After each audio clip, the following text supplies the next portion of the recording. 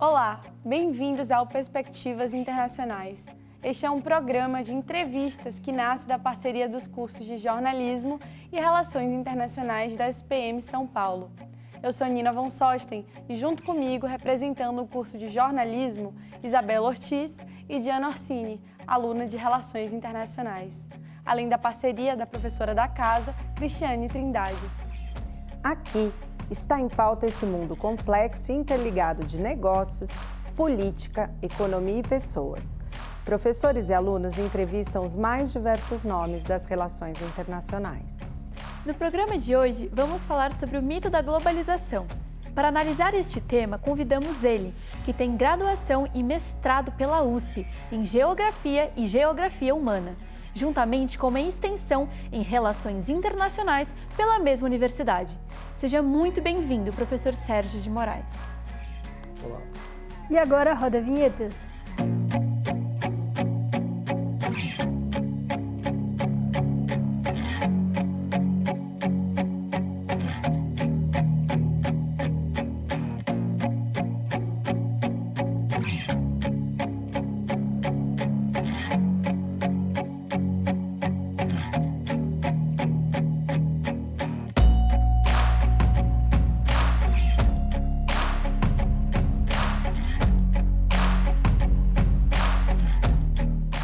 Professor, quais são os pilares da globalização? Em primeiro lugar, o que chamamos de globalização é um processo que tem antecedentes históricos muito longos, né?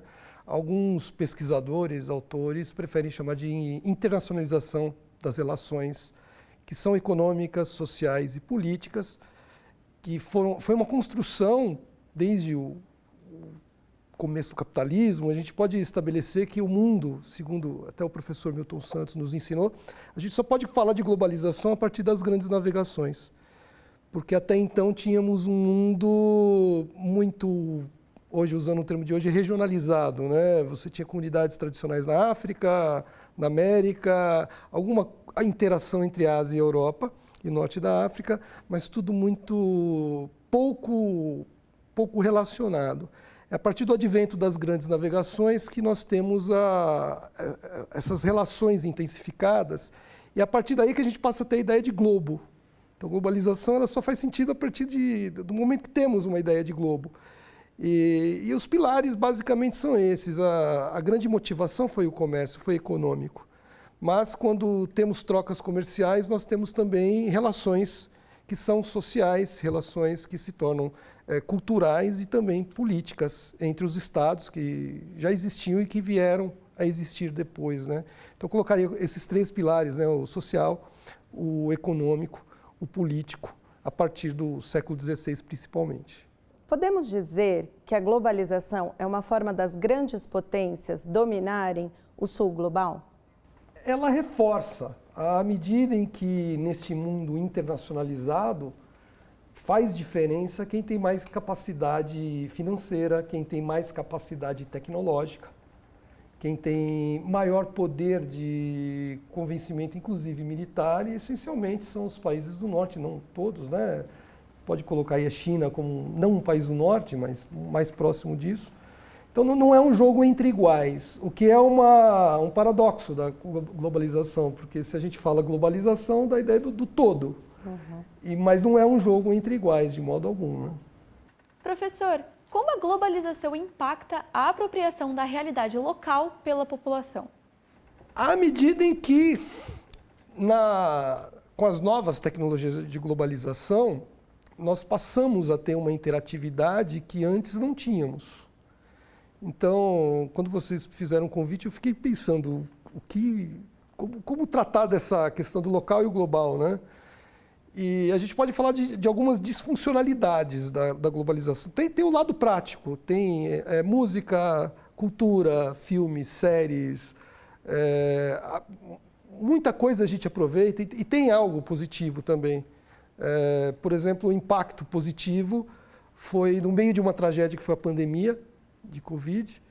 Tivemos a notícia ruim da doença, mas rapidamente medidas de prevenção, o conhecimento da doença. Os médicos trocarem informações. Então, médicos na Ásia, onde surgiu a pandemia, na China, médicos na Europa, nos Estados Unidos. Então, houve uma resposta a esta doença, que é um fenômeno da globalização, que foi relativamente rápida e fez diferença, em que pese o número de vítimas, né, infelizmente, de mortos e pessoas com sequelas.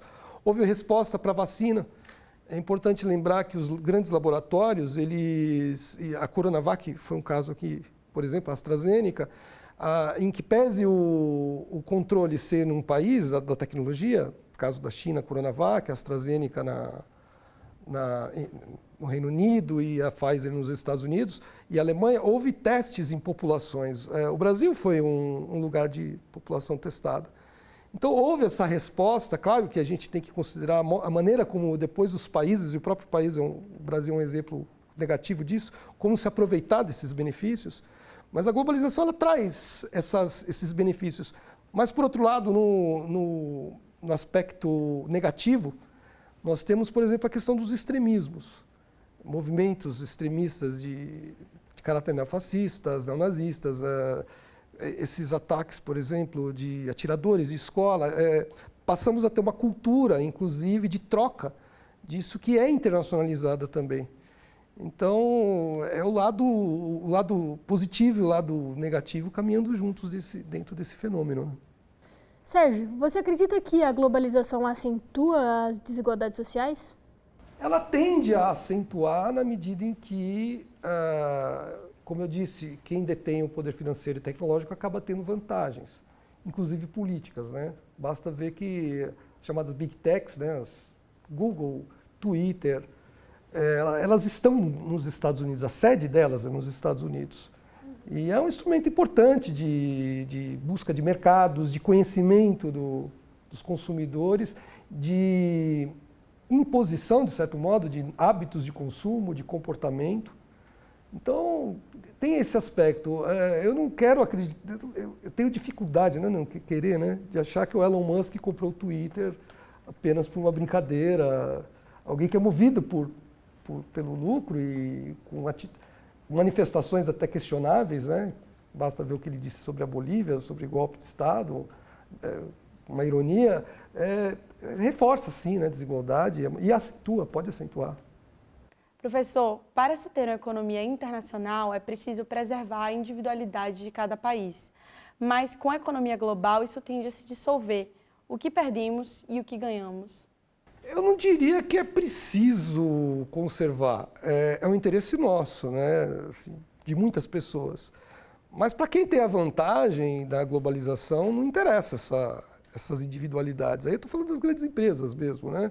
As Big Techs, indústria de calçados, indústria de roupas, elas criam marcas globais, tipo Adidas, Nike, e o que interessa a elas é a uniformização de hábitos de consumo. Então, a resistência a isso, ela vem mais do outro lado, né? Dos alvos desses interesses. Então, deve haver, né? Ou é natural que ocorram tensões, né? O professor Milton Santos, como sou geógrafo, e o professor Milton Santos foi uma grande referência global sobre globalização. Ele nos ensinou que, pelo olhar dele, havia três tipos de globalização. A globalização como fábula, a globalização como perversidade e a globalização como possibilidade. A fábula é esse sonho de achar que o mundo é um só e só vai trazer coisas boas, só benefícios. A globalização como perversidade seria esse lado ruim, o lado do extremismo, o lado da supressão de culturas, hábitos e até de direitos locais, né? O desemprego estrutural, por exemplo. Existe o lado da globalização como possibilidade. Aí é o que você disse como preciso, né? Seria à medida que as comunidades, as populações dos países aproveitassem os recursos que a globalização oferece para benefícios coletivos, né? Benefícios de caráter mais socialmente aceitáveis, vamos dizer assim. Como a proposição de uma cartilha única pelo FMI e pelo Banco Mundial impacta os países periféricos? aí a gente tem que fazer um histórico assim bem curto. A globalização ela não tem uma data de início, ela é um processo. O processo histórico vem lá desde as grandes navegações. As revoluções industriais aceleram esse processo, facilitam. Mas é a partir das décadas de 1970 e 80 que a gente tem a novidade da evolução das telecomunicações, né? A possibilidade da comunicação mais rápida via satélite, a modernização dos transportes. Então, não só com os aviões, mas os navios se tornaram maiores e mais rápidos. Então, havia as condições, vamos dizer, técnicas e materiais para as trocas. O que faltavam eram as condições de regulação, as leis, os acordos, os tratados. E o mundo das décadas de 1970 e 80 ele estava nesse descompasso. A capacidade de produção e de trocas ela estava mais adiantada do que as leis e a possibilidade dessas trocas se realizarem com mais facilidade. É a partir do esfacelamento da União Soviética, da então União Soviética, e principalmente da queda do socialismo nos países, socialismo real nos países da Europa, e mesmo países como China, que a despeito de serem socialistas, mas se incorporaram e se integraram na globalização, é aí que a gente vai ter novas regras. Então, não por acaso, nós temos a Organização Mundial do Comércio, criada na década de 1990, os blocos econômicos, a efetivação da União Europeia, por exemplo, o desenho do Mercosul.